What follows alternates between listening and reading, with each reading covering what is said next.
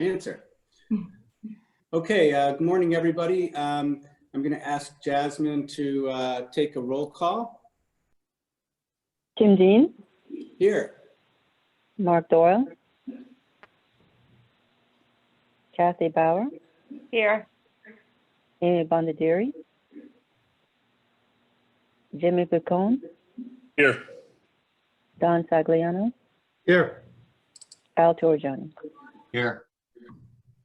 Good morning, everybody. First, of course, thing on the agenda is our conflict of interest disclosure. Is there any item to be discussed on the agenda that a board member feels that they have a conflict with?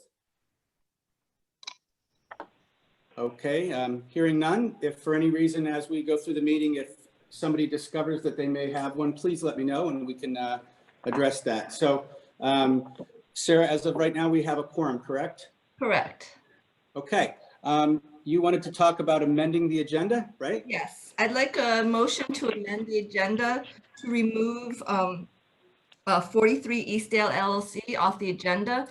We were unable to hold the public hearing the other day, so I'd like to adjourn that item for a future meeting. I'll make that motion. I'll Thank second you, that. Don. Thank you, Don and Mark. Okay. Jasmine, can we get a vote, please? A roll call vote? Tim Dean, Yes, in favor? Mark Doyle, In favor.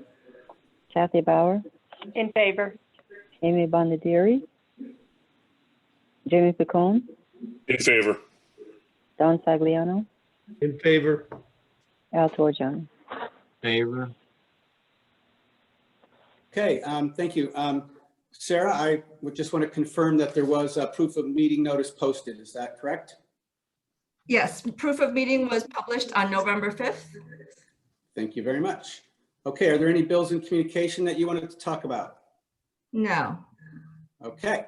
I'm assuming that everybody had a chance to review the minutes of our October 14th meeting.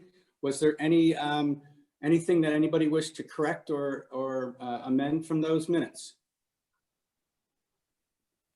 No. Okay, hearing none, I'm going to ask for a motion from somebody. And when you make your motion, if you could state your name as well, I would appreciate it. Don Sagliano, I'll make that motion. Thank you, Don. And can I get a second from somebody? I'll second Jamie that. Picone, second. Thank you, Al. We got a second from Al. Jasmine, could you please take a roll call vote? Tim Dean, In favor? Mark Doyle, In favor. Kathy Bauer, In favor. Amy Bondadiri, Jimmy Picone, In favor. Don Sagliano, In favor. Al Torjani. In favor. Okay, thank you, everybody. Report of the treasurer. Marilyn. Good were you going to- morning. Yep, morning. this is Marilyn. I apologize, I'm having camera problems, so. Okay, we can hear you. Okay, great. Looking at the balance sheet for the IDA, we currently have 2.4 million in cash available. Looking at the P&L, we're at a negative net income of 464,000, which is just about on budget. All the pilot payments have come in and all of them have been dispersed. Nothing unusual or outstanding where we're supposed to be at this point. Are there any questions? No. Anybody have any questions for Marilyn? Okay, if hearing none, I would look for a motion to approve the financial report. Al Torjani makes that motion as written. Thank you, Al. Can I get a second? Jamie Picone, second. Thank you, Jamie. Okay, Jasmine, would you please take a roll call vote? Tim Dean, In favor? Mark Doyle, In favor. Kathy Bauer, In favor. Amy Bondadiri, Jamie Picone, In favor. Don Sagliano, In favor. Al Torjani. In favor. Thank you. And before we move on, I wanted to thank you, Sarah, for sending out the index copy of our agenda today. That's very helpful to the board to be able to see that. And to that end, I just want to mention, if people are in that the financial items are on page 8 and 9 of the total 879 pages that were sent out in the packet. At this point, we need to have a discussion about the approval from the Finance and Audit Committee. Sarah, before we have that discussion, do we need to do anything to handle the recommendation that Jamie Picone be added to that committee, or does that not require any board motion? So yes, so we will ask after the audit services. I was Okay. going to ask the board if we can formally appoint Okay. Jamie to the committee. Okay, great. Okay, so I think Kathy is not present, and I think Marilyn is going to handle the discussion about the consideration and approval of the agency auditing services. Is that right? Actually, Kathy is present. Oh, Kathy.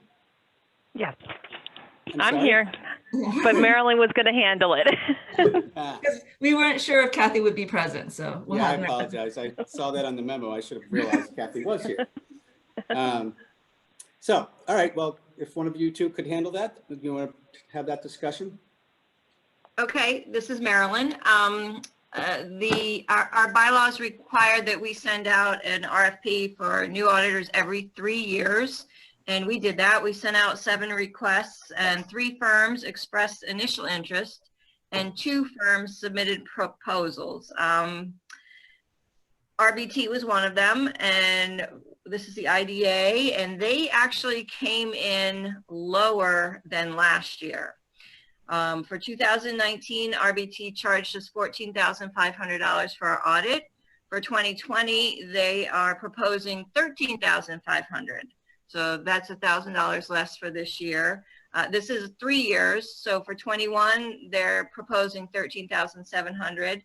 For 2022, $13,900. The other auditing firm that submitted a proposal was Prager Metis. They were considerably more at $18,000 for all 3 years. However, it was decided that we would like to continue with RBT because of their experience level and for the price and the recognition that they gave us a lower price for this year because of the revenue and pandemic issues. So the committee is looking for a resolution from the board to approve RBT as our auditors for the next 3 years. Just discussion, and I'd just like to ask a quick question. Was there anything in the proposal from the firm which was significantly higher, pointing out anything that we weren't doing or that we should be doing better that, we should be aware of? No. Okay. Any other discussion from the board? Mr. Chairman, Yes. Don Sagliano. Yes, Don.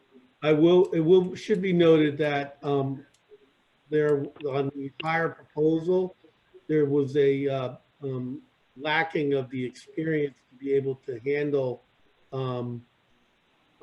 our agencies, and that was one of the driving factors as well. When Kathy Bauer and I and Marilyn reviewed the proposals, so that was a driving factor as well. Great. Thank you for that. Anybody else have any comments or discussion points on this? Tim, this is Sarah. Yes, Sharon. Just, it's not regarding the proposal, but I just wanted to state for the record that Amy Bombieri is on the Zoom call now. Oh, great. So, welcome, Amy. Thank you. Okay, so is there any other discussion about the auditing services? It sounds great. We're going to save $1,000 and have some continuity with the current firm, which is good, and it sounds like that they have better experience. So nothing negative about that from my perception. But can I get a motion from somebody on the board to select RBT as our auditing firm. That you mentioned it's for a 3-year auditing contract. Correct. Okay, so could I get somebody to make that motion? Mark Doyle, I'll make a motion in favor of hiring RBT for the 3-year contract. Thank you, Mark. Can I get a second from somebody? Kathy Bauer, I'll second it. I'll acknowledge Kathy for the second. Thank you, Al, as well. And then Jasmine, could you please take a roll call vote? Tim Dean, In favor? Mark Doyle, In favor. Kathy Bauer, In favor. Amy Bondieri, In favor. Jamie Picone, In favor. Don Sagliano, In favor. Al Torrigiani. In favor? Thank you, everybody. Okay, so now, Sarah, is when we should discuss Jamie, is that correct? Yes. Okay. So So the Finance and Audit Committee was short one member with the resignation of Stacy Lagenthal from our board. And so it was the recommendation of the committee that Jamie Picone be asked to serve on that committee. And I spoke with Jamie about it, and he has agreed to serve on the committee and says he loves to work with the numbers. So if there isn't any discussion about that, I would look for a motion from somebody on the board to appoint Jamie Picone to our Finance and Audit Committee. Don Sagliano, I'll make that motion. Thank you, Don. Can I get a second? Mark Doyle, I'll second that. Thank you, Mark. Jasmine, if you could do a vote, please. Tim Dean, In favor? Mark Doyle, In favor. Kathy Bauer, In favor. Amy Bondieri, In favor. Jamie Picone, In favor. Don Sagliano, In favor. Al Torrigiani. In favor? Thank you. And I do apologize for everybody that I asked for a roll call vote on everything that we do. I've attended a zillion Zoom meetings, and there's a lot of different ways people are handling these votes, but I haven't found a way other than a roll call to really make sure that we reflect each person's individual vote. So it takes a little more time, but I think especially for our important work that we really document that we each cast our vote. Okay, new business. Sarah, I'm going to let you start with this unless you want to have somebody else handle it. yeah, I can start, and then Okay. I can pass it off. So in front of the board this morning is 39 Eastdale LLC, Phase 2H. Eastdale, also known as MHTC, is requesting approval to allocate a portion of previously approved benefits to 39 Eastdale Avenue LLC. The newly created LLC will own approximately a little over 2,000 square feet of mixed-use building that will house first floor commercial and 1 residential unit above.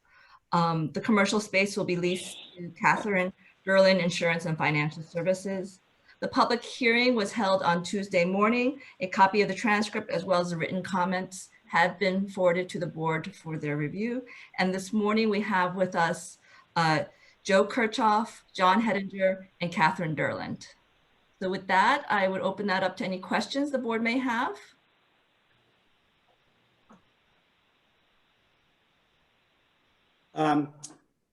So we have heard from the applicants in the past, and we also did, I read the public hearing minutes, and Ms. Derland also did offer some comments there as well.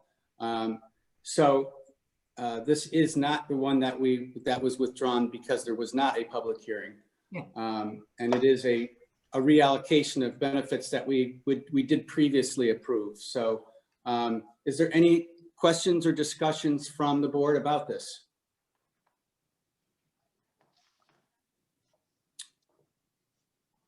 Okay.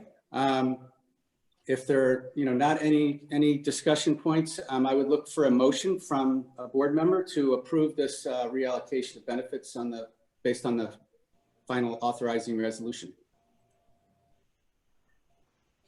Al Torrigiani, I'll make that motion as written. Thank you, Al. Can I get a second from somebody? Jamie Pocono, second. Thank you, Jamie. Jasmine, would you please take a roll call vote? Jim Dean, In favor? Mark Doyle, In favor. Kathy Bauer, In favor. Amy Bondieri, In favor. Jamie Picone, In favor. Don Sagliano, In favor.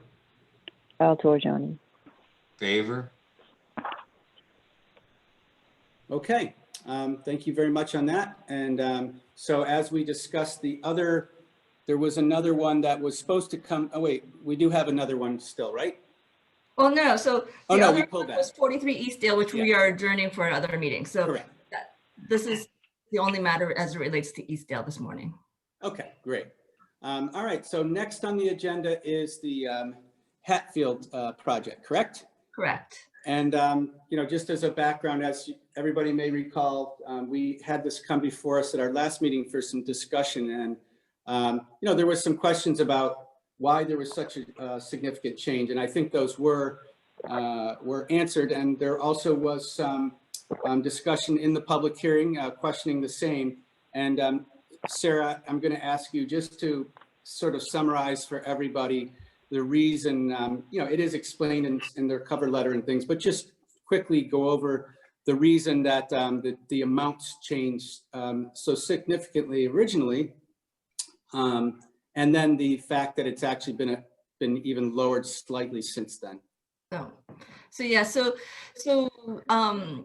Henry Hatfield has been receiving the more accurate, the actual bids on the construction and installation of his expansion.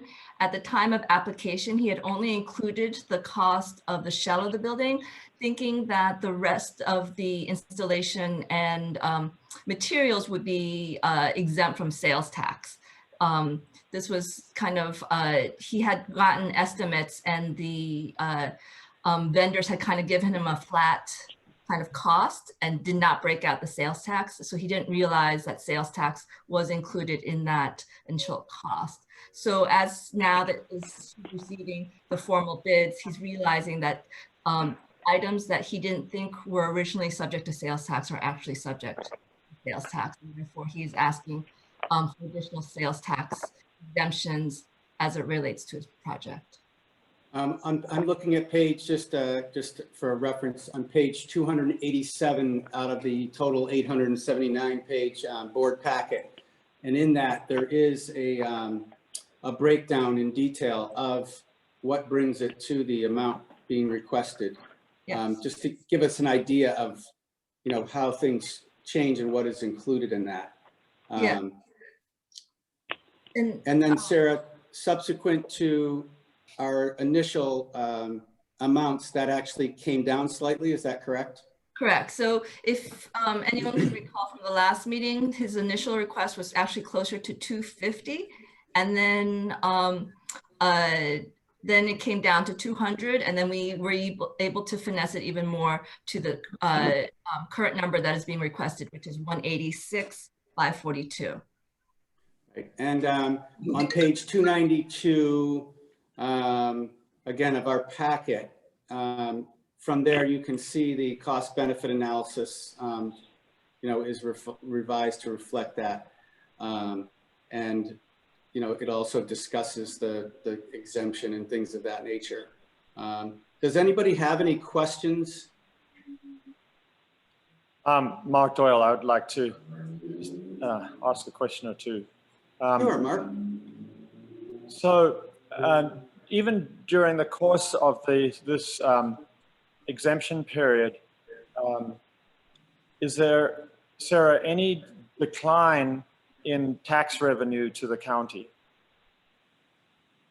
Yes. So Mark, this is Sarah. So no, there is no decline in tax because the project wouldn't be able to happen without the assistance of the IDA. So if the project doesn't happen, the county is not getting the sales tax income either.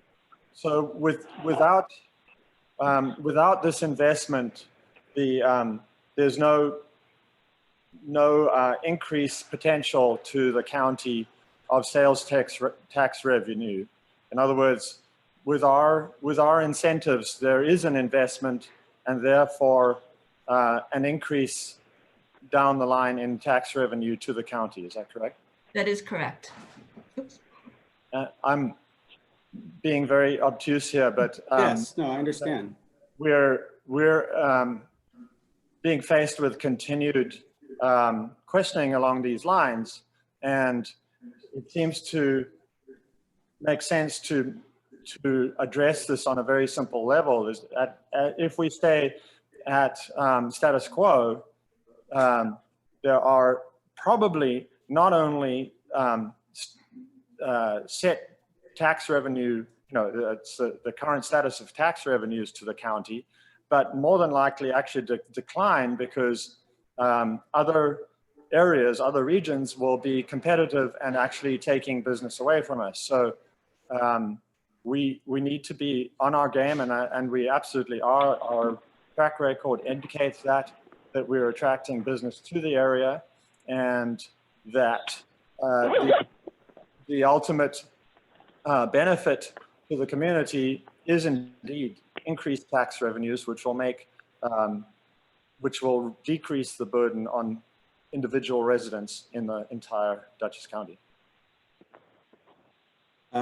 Thank you, Mark. And I guess I would comment as well. It is certainly, I do take it very seriously, our board's, obligation to ask the question of, what if we don't grant this benefit, there are some that say the project would continue anyways, and that we're being too, I guess maybe even the word gullible could be used. But I mean, I do think it is important that we ask that and we look at that with every project. But as you stated in this project here, this is a total investment of $4 million by the owner. And, in order for that investment to be made and add the jobs and the taxable property on this, they are asking for relief, and we our determination is that this project may not happen without this type of temporary benefit. Is there anybody else on the board that has any questions or discussions around this?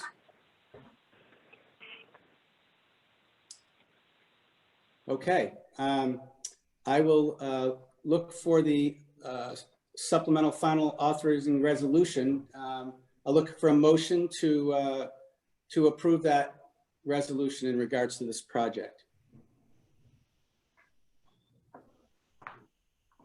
Mark Doyle, I'd like to make a motion in favor of approving this project. Thank you, Mark. Can I get a second from somebody? Kathy Bauer, I'll second that motion.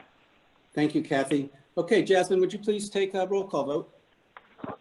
Jim Dean, In favor? Mark Doyle, In favor. Kathy Bauer, In favor. Amy Bondieri, In favor. Jamie Picone, In favor. Don Sagliano, In favor. Al Torriani. Favor. Thank you all, and congratulations to Hatfield, and we look forward to seeing the extra jobs and extra work that they're able to get as a result of this investment on their part as well. Thank you very much, everyone. Okay, next on the agenda, boy, I love trying to pronounce this one, Asahishuzo. Sarah, do you want to kick this one off?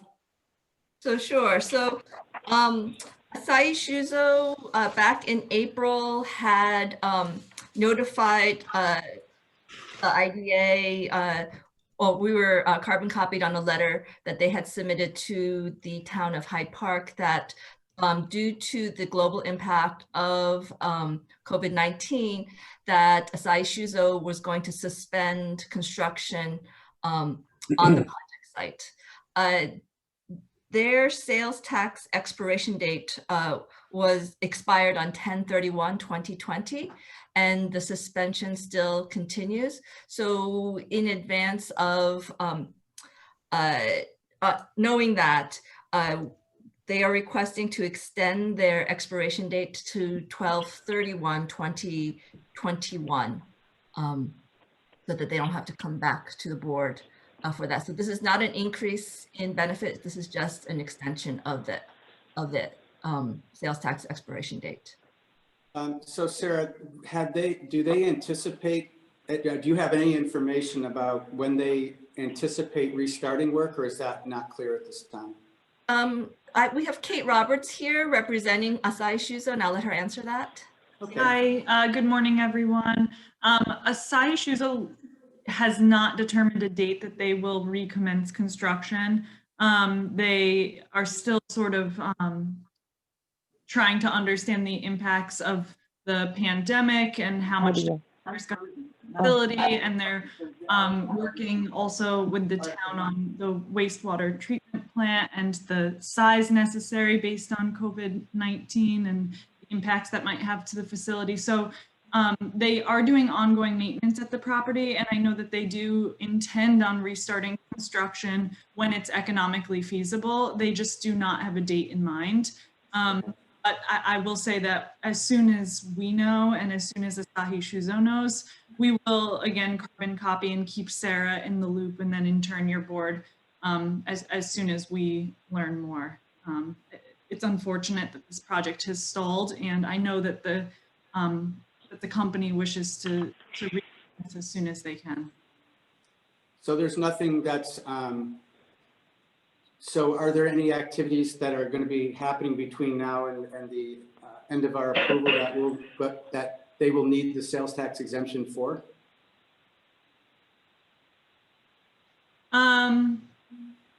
That's sorry, I'm thinking only because I'm trying to think of whether any of the ongoing maintenance that they're doing at the site would qualify.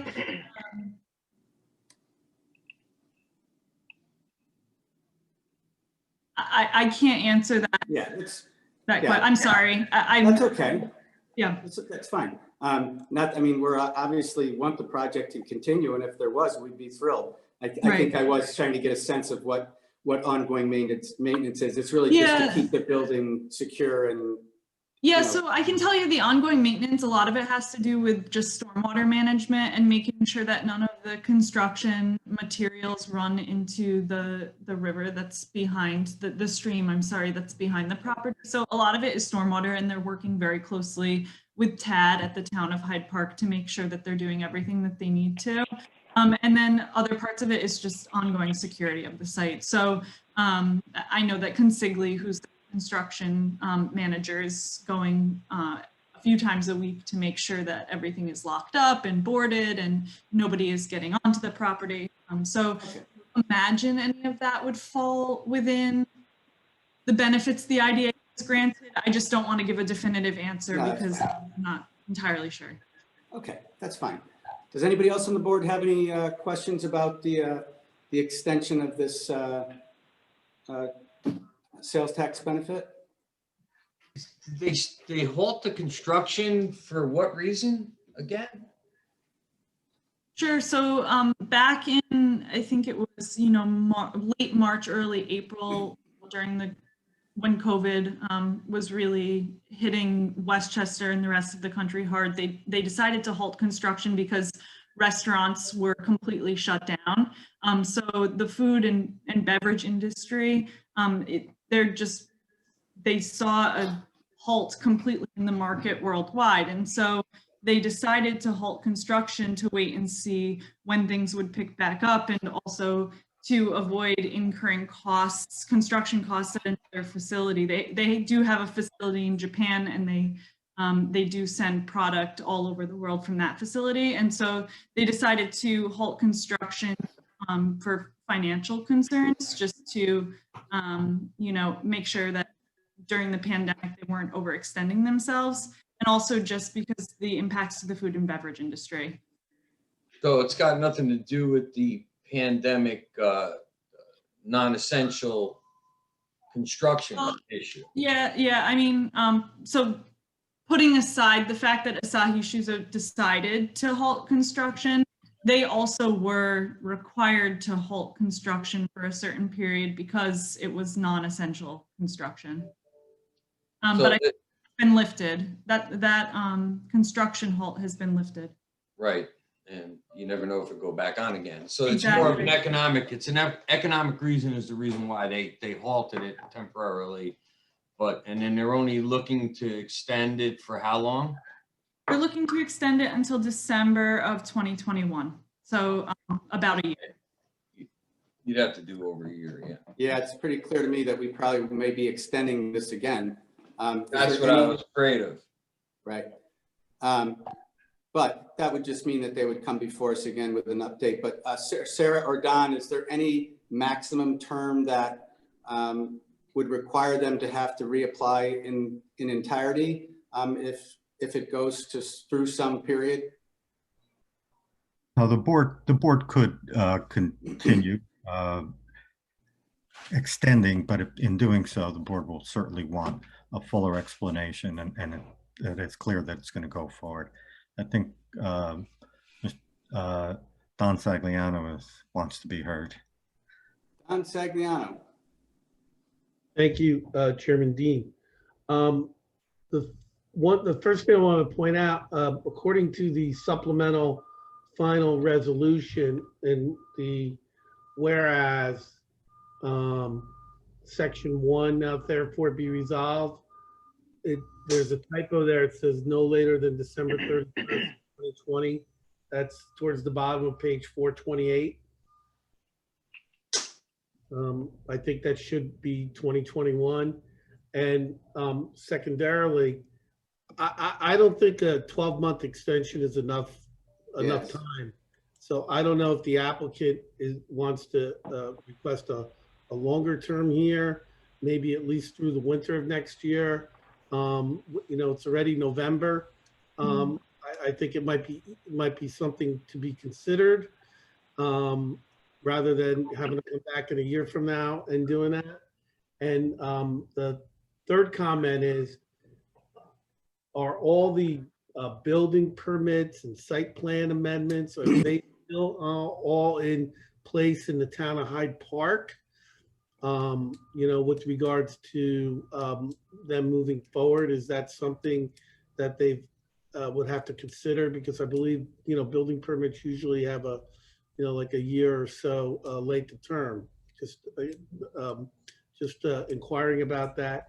And also, is the applicant aware of if there was any expenditures from the lapse of the previous agreement till the adoption of the extension, that there would be no exemption available for any of those expenditures? So Sarah, can you go through, first of all, thank you for that catch, Don. And just a comment on that, since the amendment also says that the actual expected date of construction completion is June 2022, I'm wondering if we should tie our current extension to that date. That might dovetail well. Sarah, do you want to comment on some of the other things that Don mentioned in regards to the permits and those things? Yeah, and I think Kate might have a better sense, but from my understanding is that the town is, working with Asahi Shuzo on that and, recognize that. So is supportive and is keeping those permits open. That's correct, Sarah. And they've been working really closely with the town building inspector, they meaning Consigli, to make sure that nothing lapses. And I appreciate that comment, Mr. Sagliano.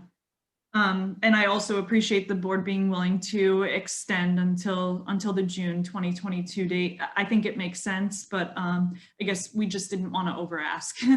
That's fine.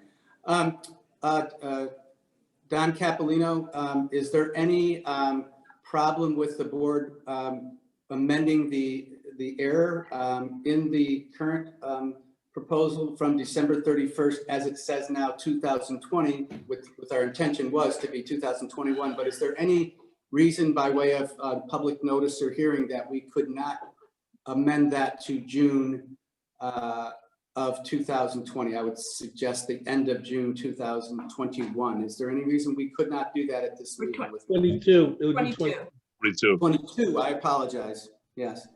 Don, is there any reason we could not do that from a standpoint of proper procedure? No, there's no problem. Someone should just make the motion to amend section 1 based upon this discussion to change the date as improperly written as December 31st, 2020 to June 30th, 2022. And someone could make the motion to amend the resolution. Second, have a vote on that. And after you have that vote, then take a vote on the resolution as amended. Thank you. Okay, so just to be clear, one of the things was actually just an error in the date, but the second part really is that we are changing the date, and that's okay. Right. Okay, so is there any other discussion? Mr. Chairman, I'd like to propose 2 amendments to the resolution.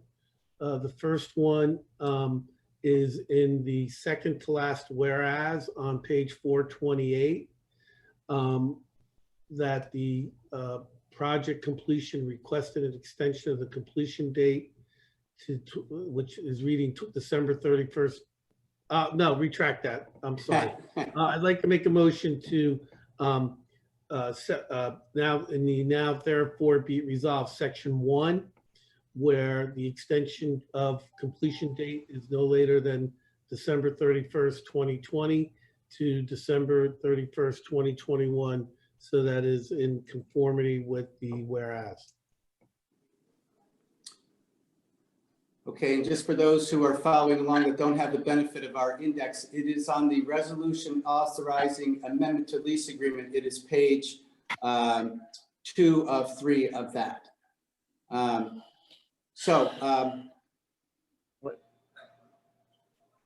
Capolino, was that amendment posed properly? Well, it's proposed properly. I don't know whether you meant December 31st, 2021, or you wanted to just insert it right now, make the motion for June 30th, 2022. Well, I didn't want to speak for the applicant because the applicant hasn't asked that request. So I didn't think I was going to change the applicant's point of view. Well, the applicant's representative is here. Do you want to ask the? Yes. Sure. I can formally request that you issue the extension until June 30th of 2022, where previously I had requested December 31st of 2021. Thank you. Okay, so Don Sagliano. Yes, sir. Would you like to read? I'd like to make propose a amendment to the resolution of section 1, page 2 of 3 of the resolution, page 428 in our packet, where the extension completion date is changed from December 31st, 2020 to June 30th, 2022. Thank you. Okay, could I get a second? Jamie Pocono, second. Thank you, Jamie. Okay, Jasmine, would you please take a roll call vote on that? Tim Dean, In favor? Mark Doyle, In favor. Kathy Bauer, In favor. Amy Bonaderi, In favor. Jamie Picone, In favor. Don Sagliano, In favor. Al Torjani. In favor?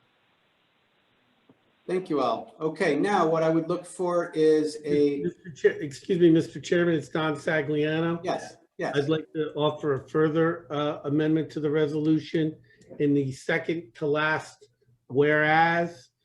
It reads that the project completion and requested an extension of the completion date to December 31st, 2021. I would like to make an amendment where that is changed to June 30th of 2022. So it matches the previous amendment we just passed. Okay. Can I get a second on that? Al Torriani, I'll second that. Thank you, Al. Okay, Jasmine, another vote, please. Tim Dean, In favor? Mark Doyle, In favor. Kathy Bauer, In favor. Amy Bonaderi, In favor. Jamie Picone, In favor. Don Sagliano, In favor. Al Torjani. Favor? Great. Okay, so now I think what we need is a motion to approve the the resolution as amended.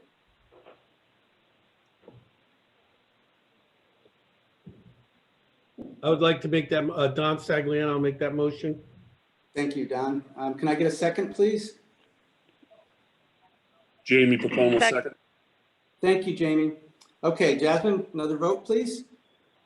Tim Dean, In favor? Mark Doyle, In favor? Kathy Bauer, In favor. Amy Bondieri, In favor. Jamie Picone, In favor. Don Stagliano, In favor. Al Torjani. Favor? All right. Okay, so thank you. And again, best of luck to you folks. And we look forward to a restart on that project as soon as possible. Thank you very much. We will keep the board apprised. Thank Appreciate you. All right. The next thing on our agenda is actually something that's new. And so I'm going to ask Sarah to kick that off for us. Okay, thank you, Tim. So in front of you is an application from USEF Tironda LLC.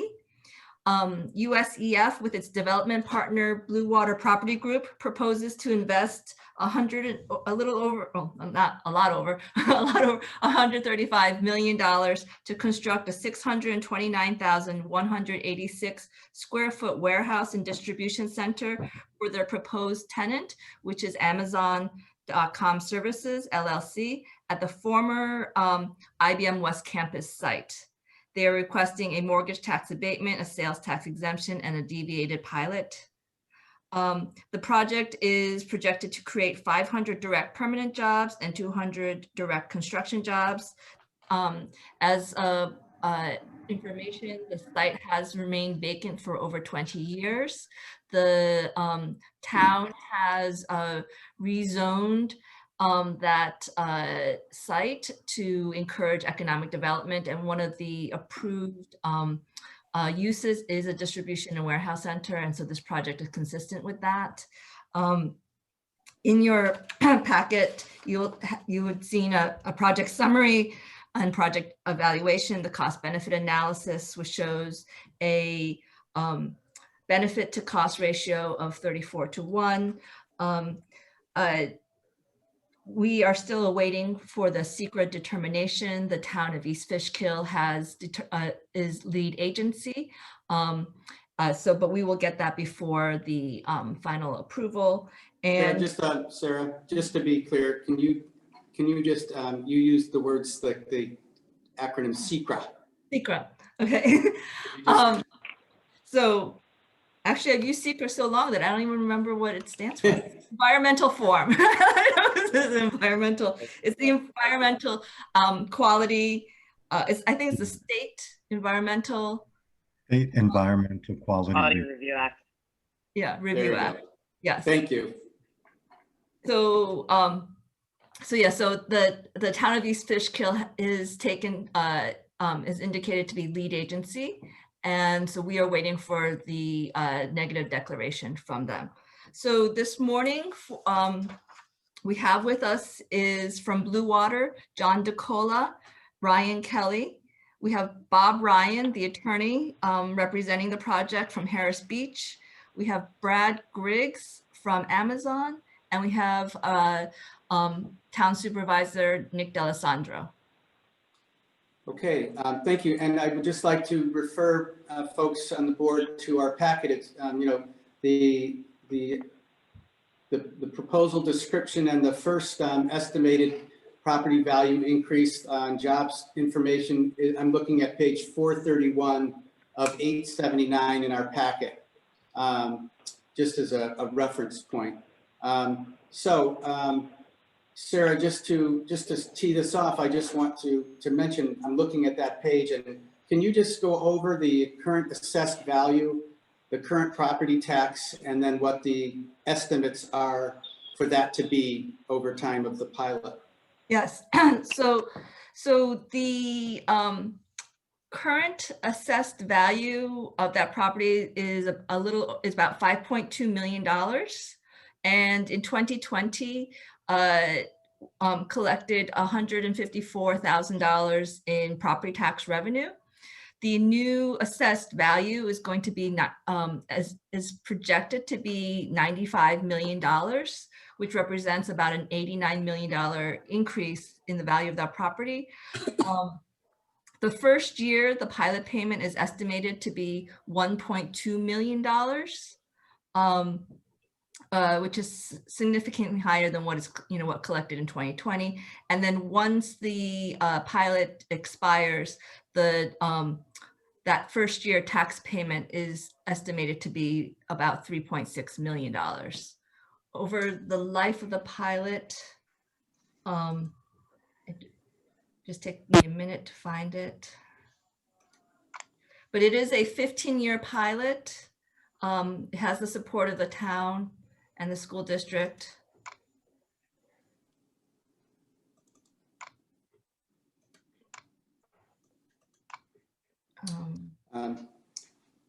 So Sarah, while you're looking that up, what was the next step that you anticipated? Did you want somebody from the project to make comments, or? Yeah, if John could maybe talk a little bit about John DeCola, if you could talk a little bit about the project.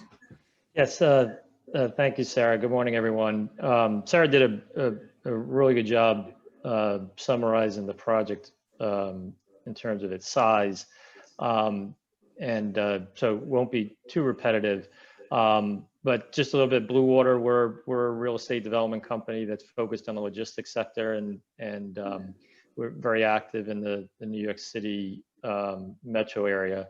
As Sarah mentioned, this is a property that caught our eye because it's right up along I-84, right by the intersection with Limekiln Road. So it's a location that's easy on, easy off for truck traffic, and it's a large site that could handle the redevelopment of a project of this size. As Sarah mentioned, it's the former IBM West Campus, which is about 124 acres. There's about, some buildings have been torn down, but there's still another 500,000 square feet of buildings that are sitting vacant and have deteriorated. So we'll have to demolish those as part of the project to create a new home for Amazon. The site, we've been working very closely with Supervisor D'Alessandro and the rest of the members at the town of East Fishkill. They've done a good job of really positioning this with a zoning overlay that helps encourage the redevelopment. But it's a tricky site and it's an expensive site. But our goal is to get it entitled and close on the property after the beginning of the year and start construction as soon as the weather breaks.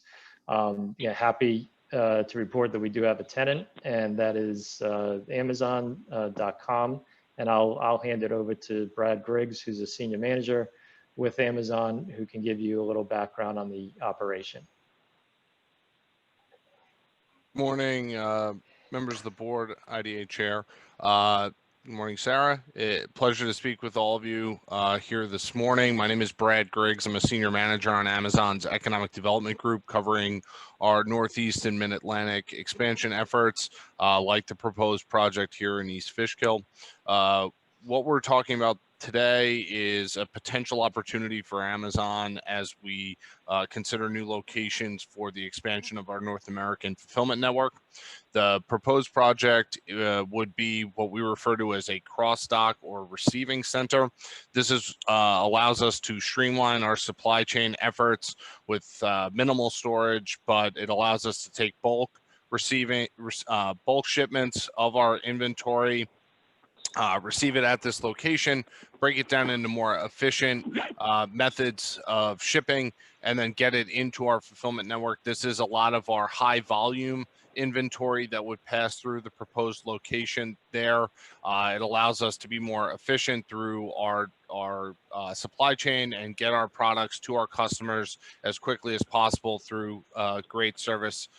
This proposed project would have, as John and Sarah both mentioned, about approximately 500 net new jobs there at the location, where we would have industry-leading wages for our associates. They would be both hourly and salaried position. All of our full-time employees, again, have industry-leading wages starting at least $15 an hour. That's throughout North America. In the Northeast and in New York, we would anticipate that being slightly higher. Additionally, there's the salaried positions starting at least $60,000 a year. All of these positions, the hourly and full-time salaried positions, all come with comprehensive benefits day one: medical, dental, vision, 401k, life insurance, same as our corporate employees have. Again, starting day one, typically that's about 20 to 30% additional value above the hourly wages that these employees from an hourly standpoint would receive. We're talking about, again, as John mentioned, $135 million approximate budget, 25 million of which would be equipment that would be potentially installed at the facility. So with that, any additional questions around sort of our operations and what we're proposing from the Amazon side? I have, Tim Dean, I have a quick question for you. We have seen with other projects in the warehouse and logistics area that over time, the jobs have significantly decreased due to the automation and robotics improvements in that type of technology. How much confidence can we have that 500 jobs will be still there after 3 or 4 or 5 years? From our standpoint, we at Amazon take the approach of being very conservative with our headcount commitments when it comes to these sort of applications. What we're looking at is probably significantly more headcount than that long term, but we want to make sure that both the commitment we're making to Dutchess County, to the town of East Fishkill, to this IDA board are through the life of this project. And so that the headcount we're putting on the application, we are extremely confident that if the project moves forward, it will be there through the life of the project. And then a question, you are the tenant in the building, correct? Yes, we're the prospective tenant in the building. Right. And Blue Water is the landlord? That's correct. So this question is directed to you. Obviously, these types of projects get great visibility with the public, and there's often comments made about, why does a company as big as Amazon or anybody affiliated with them need such tax breaks when they're so profitable? But my question is really directed at you because you are the developer and the owner. It's a blunt question. If we did not provide you with these tax breaks and incentives, would this project be able to be built to fruition at full tax rates? Well, this would probably be a joint answer with Brad. As these projects, and we have done a lot of projects for Amazon, they are built to suit, and they do have a lot of, it's tailored towards their use. We, in our role, we are building the project. We're building a new home for them. We, as Blue Water, as the landlord, we do not benefit directly from the benefits. Those flow through to Amazon, and Amazon, when they do these facilities, do a very careful study of costs. And I'll let Brad give you the answer as it relates to how they view the incentives.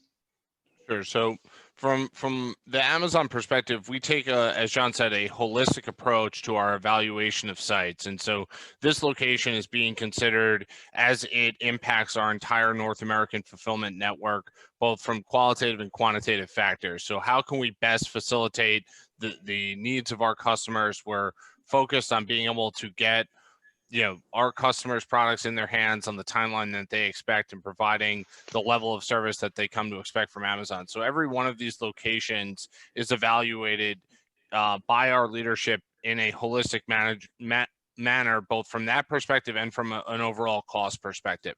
And, we're looking at significant capital resource allocations throughout our North American fulfillment network, and each year as these sites are being considered for those resources and for those allocations, we're talking about $135 million prospective project here. We may be considering dozens of those each year. Those numbers start to add up very quickly. We consider the financial assistance brought from groups like IDAs to be a material factor in our decision-making process, and it allows us to be the ability to evaluate these sites on a North American sort of consideration, where these sites are being considered not just against projects in the Northeast or in New York, but against projects throughout North America as they're being considered for these resource allocations of hundreds of millions of dollars each time. And so when we're looking at a project like this, it is, as I said, a material factor in the decision whether or not there is financial assistance and how that impacts the overall consideration by our leadership to, approve this project to move forward and to be included in our network. So it's going to be a consideration of how it impacts our customers, overall cost, ability to land on the schedule, ability to work with members of the community like Town Supervisor there in East Fishkill, Alessandro, and allow us the ability to make this project come to fruition. So, but for these incentives, we would look at this, we would have to look at this project differently as we consider it for the requisite approvals.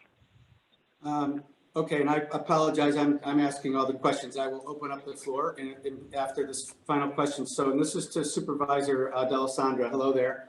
How are you? Great. What I was going to ask you really is two-part. Can you tell us, based on your experience and with people looking to use that site and for your town to be competitive in attracting business and industry, what do you feel that that these benefits are necessary in order to attract this tenant? And then the other question along with that is, during the early phases of this, when you are not receiving the full taxes, will there be times when the amount of services that this site and this applicant would require would exceed the amount of revenue that you're receiving from them in taxes? So thank you, Chairman, members of the board. So on this particular site, the town has been working hand in hand with property owners throughout several years, trying to help assist how to zone it correctly for it to be a approvable and good project for the future. So we did make some zoning changes, allowed a lot of different uses, which was able for Amazon and Blue Water to come forward. Now, many different developers have come throughout the years wanting to do a project there, and because of the taxes, and from what my experience is, all these developers tell me, in a certain mile radius, we have New Jersey, Connecticut, and Pennsylvania. And per square foot, the taxes in these different areas are single digits, a low $1 to $2 per square foot. Our particular site, if you do the math out, comes out to over $4 a square foot. So if I'm a developer or any of us are looking to build a project, why would we come here if we're not going to get some sort of tax incentive? That's number one. Number two, we have thoroughly looked at the site to see the impact for services as far as fire and police. And we do have strong knowledge that it won't have a long-term impact. They will have sprinklers. Our fire advisory board has already discussed this. They don't see any issues with it, and our police department perhaps would discuss maybe additional vehicles or something which the tenant has discussed to possibly contribute to. Okay, thank you. And other board members, I'm sure, have questions. So Tim, this is Sarah. Yes, Sarah. I just want to get back to your original question and also clarify that one thing about pilots is the pilots do not include special districts. So they will be paying Yes. full assessed on special districts. So for the benefit of our newer board members, could you just explain what special districts are?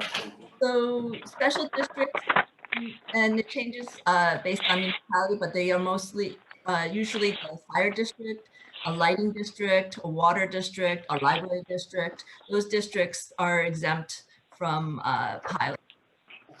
They are looking to enter into our, they would pay a library district fee, a fire district fee, water, sewer. Lighting has not been determined yet, I believe. So the services would be around streets and road maintenance if there were any public roads and, you know, things of that, and I guess inspections and monitoring. Is that safe to say? Yeah, we're currently in the process, like as Sarah indicated, we are working on our negative declaration. The town board will be holding a special town board meeting on December 3rd to approve, possibly. And right now, one thing we are discussing is the traffic mitigation. We are proposing one road that goes through, bisects both East and West Campus to become a town road. Blue Water has indicated that they are willing to assist with this cost with the town. So we're trying to put all the numbers together and see. There's other projects as well going on in that corridor. So the town has to do a little more research on how it's going to affect each project and what the cost will be associated to each project. So they have indicated that they are willing to assist with that. They have been wonderful so far. Mark Doyle, did I hear you want to ask a question? Thank you, Tim.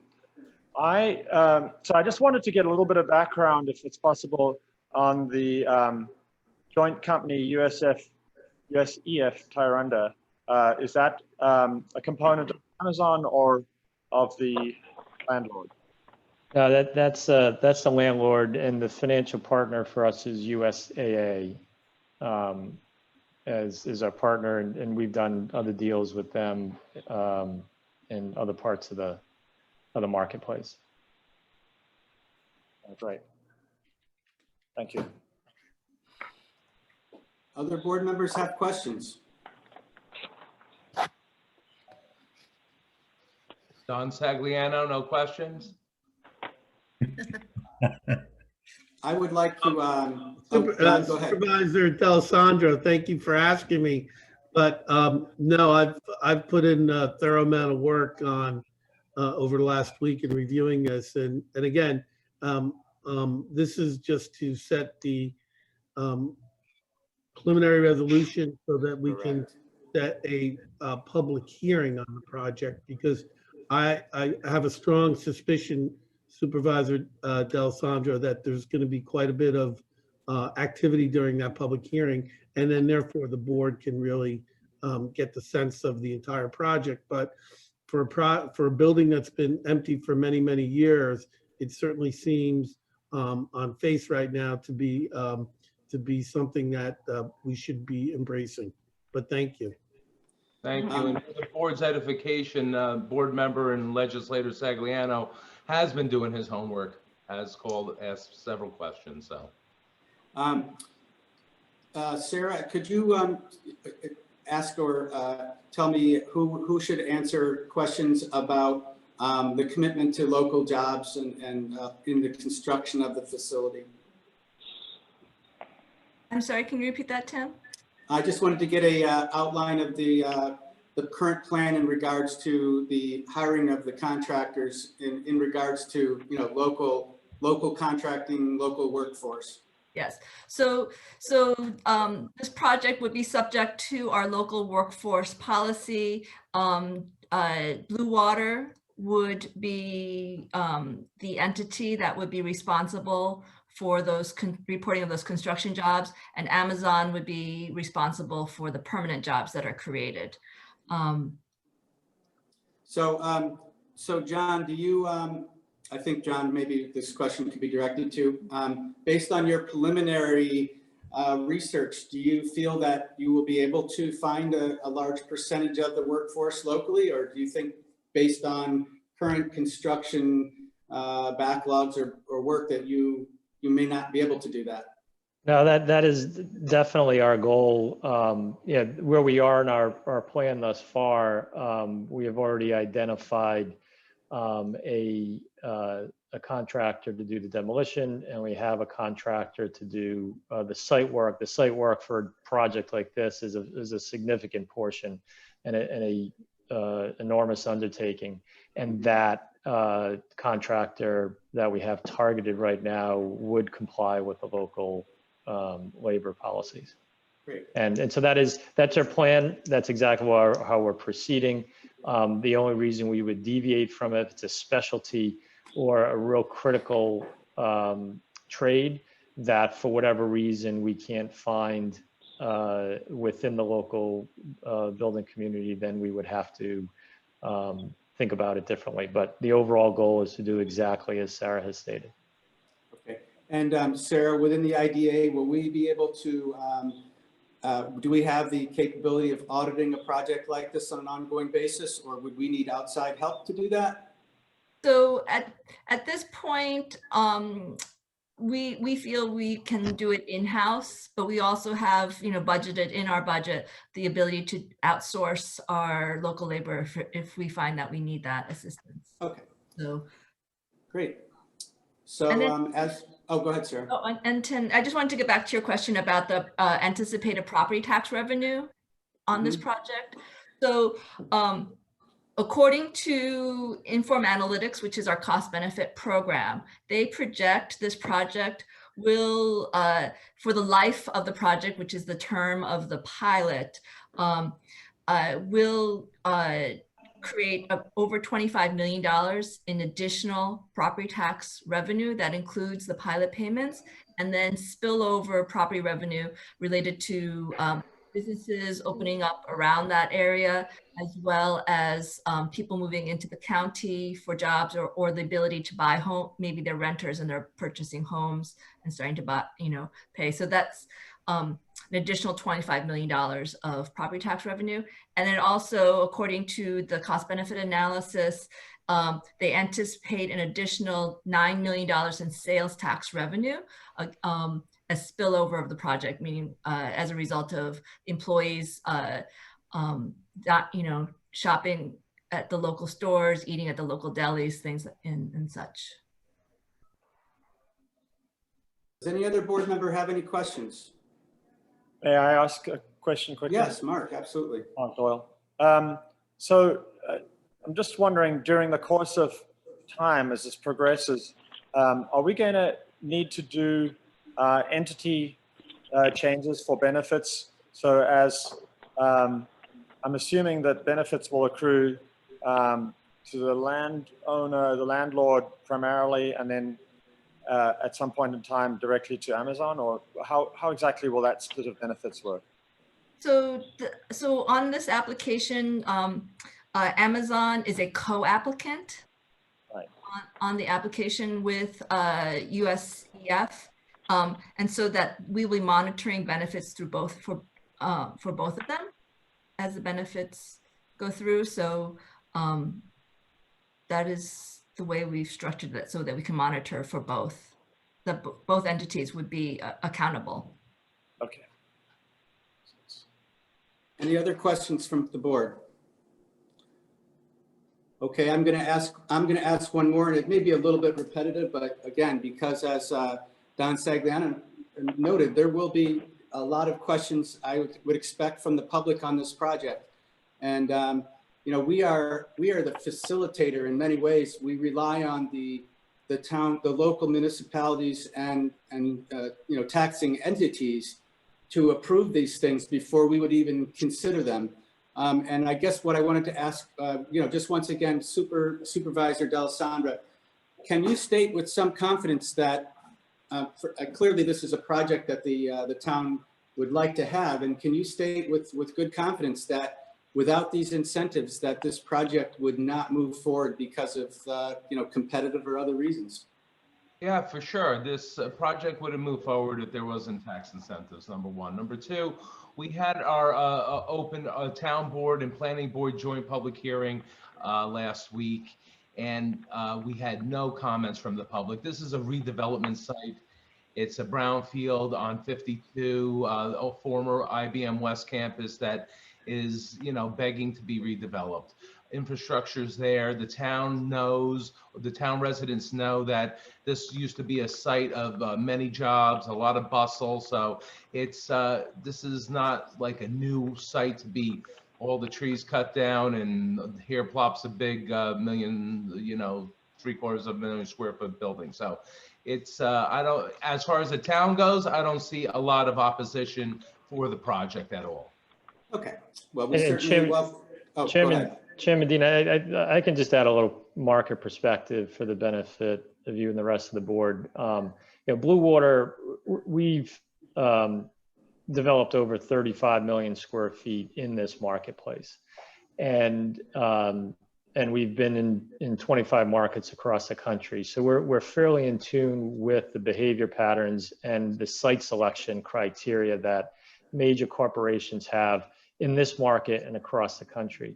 And when we first met the town, and we were initially very encouraged by what the town had been able to do in their own measures in trying to encourage redevelopment of this site, and through the rezoning overlay that they have on the property. And that was a very positive thing that caught our attention. But when we first looked at this, our first question is could we build a building on a speculative basis? Can you make the economics work so that you could build a building and then go find a tenant? Mm-hmm. And unfortunately, the answer was no, you couldn't, based on the costs to develop. And then as Supervisor D'Alessandro said, the real estate tax differential between here and just competitive areas a little further away, specifically in Northeast Pennsylvania, but also in New Jersey, really creates a stumbling block for tenants to even consider this marketplace. So we recognize that, but we saw that the advantages of what the site did have with the community, the support of the community. So we spent a good deal of time trying to find a suitable tenant where we could do a build to suit.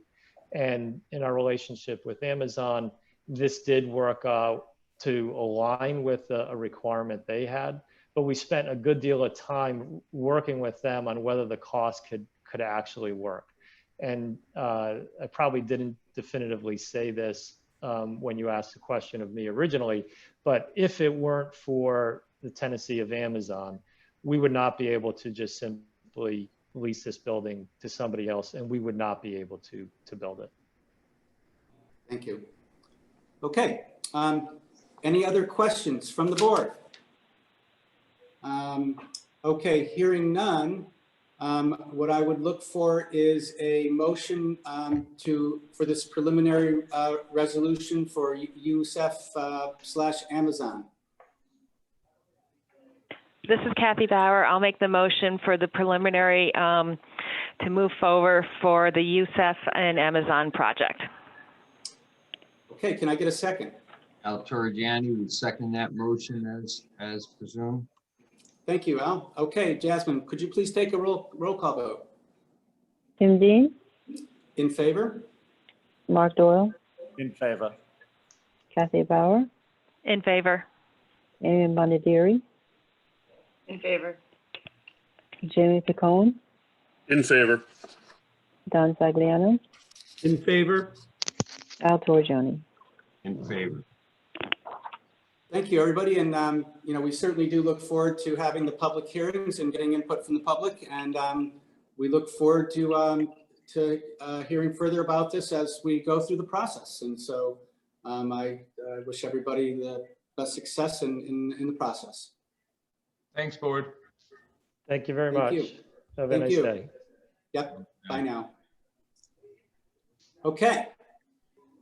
Sarah, I believe that takes us to our next project, Violet Estates. Is that correct? Correct. That just to mention to people, that's 541 of 879 in our index packet. And just Go ahead, Sarah. All right, so this morning we have Reynolds Asset Management before us. For their project called Violet Estates. Reynolds Asset Management proposes to construct an $18 million project in the town of Poughkeepsie, Hyde Park School District. It is a multi-family community with 84 units, age restricted to 55 plus. They are requesting a mortgage tax abatement, sales tax exemptions, and a deviated pilot. What is unique here about their deviated pilot is a bifurcated pilot. The town portion of the pilot follows our standard UTEP, but the school district portion of the pilot is a 15-year pilot starting at 50%. They have both the town, they have the support of the town as well as school district. In your packet was a formal resolution by the town, and the school district is expected to vote approving the pilot at their next board meeting. But we should have that in hand before the final approval.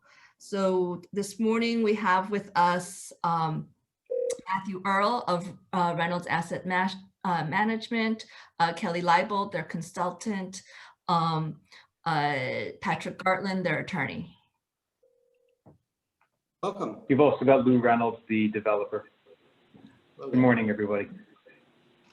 So again, Sarah, looking at the initial, information, I see that we have a current assessed value of 202,000, current property tax of about 7,000. And this project, it looks, will take up the assessed value to 9 million, and then the final tax value would be $445,000. At the end of the pilot, it would be phased into that amount, correct? Correct. Full-time jobs, 3, construction jobs along the way.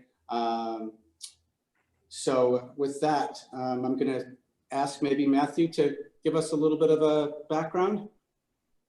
Actually, Tim, I'm going to turn it over to Lou Reynolds. He's our company principal, and he'll be the person to present this project. Great. Good morning, Chairman Dean and the rest of the board. Thank you for your time this morning. Appreciate you hearing us. We are a multifamily development company based out of New Jersey. We also own multifamily assets throughout the Midwest, from Chicago, Milwaukee, through Pennsylvania, New Jersey, and down through Georgia. And this is a project that we're looking forward to developing here. It's a project which takes an existing one-family house and converts it into an 84-unit, 55-plus community in the Fairview district of the town of Poughkeepsie. And we're looking forward to getting started with the project soon. Any other questions you have for us, just let us know, but that's where we are. This is a age-restricted community, is that correct? That is correct. It's a strictly age-restricted community, 55 plus, and nobody under the age of 18 is allowed to live there. And it's a market rate?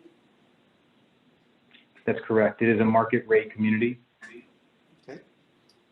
And I'm assuming that this fits in with the town of Poughkeepsie. I guess they've identified this as a use that they are looking for within their plans? That is correct. They actually created this district specifically for this use. Great. Okay, board members, questions? Mark Doyle. following the same line as yours previously, Tim. Would there be at any point during the course of the pilot an excess of costs for services, municipal services provided that is not covered by the pilot payments? Not that I'm, excuse me, not that I'm aware of.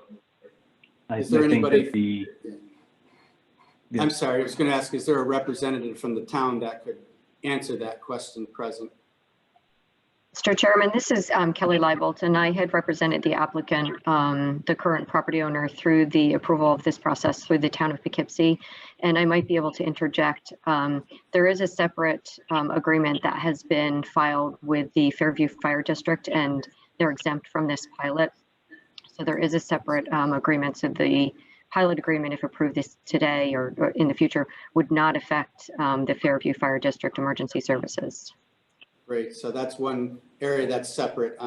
Again, I guess what I would be thinking about in regards to this would be streets and roads. In regards to the school district, I would be looking at over and above average enrollment of students. But if this is a over 55 community, actually there would probably be no students coming into the district from this project. Is that correct?